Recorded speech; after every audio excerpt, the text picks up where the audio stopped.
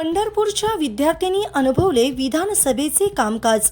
आमदार अभिजित पाटील यांच्या पुढाकारातून पंढरपूर व माढा तालुक्यातील विद्यार्थ्यांनी केले मुंबई दर्शन। शिक्षण मंत्री भुसे यांनी आमदार अभिजित पाटील यांचे केले कौतुक।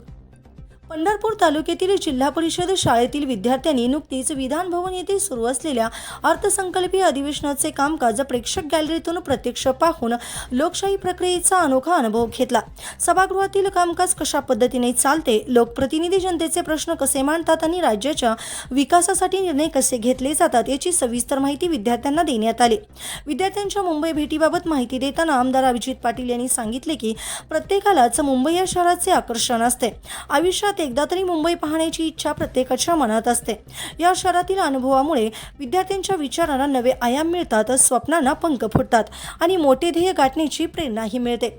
जिल्हा परिषदेतील शाळेतील सर्वसामान्य विद्यार्थ्यांना, गुणवंत विद्यार्थ्यांना विविध सभा व विधान परिषदेतील कामकाज दाखवण्यासाठी व मुंबई दर्शन करण्यासाठी आमदार अभिजित पाटील यांनी घेतलेला पुढाकार हा कौतुकास्पद असून मी देखील माझ्या मतदारसंघातील जिल्हा परिषदेत शाळेतील मुलांना घेऊन येण्याचा संकल्प केला असल्याचे शिक्षण मंत्री दादा भुसे यांनी उद्गार काढले।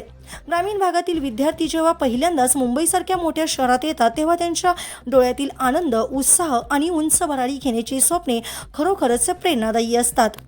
भविष्यात हेच विद्यार्थी उच्च अधिकारी किंवा लोकप्रतिनिधी बनून अशा सभागृहात काम करताना दिसावेत अशा शुभेच्छा यावेळी देण्यात आल्या।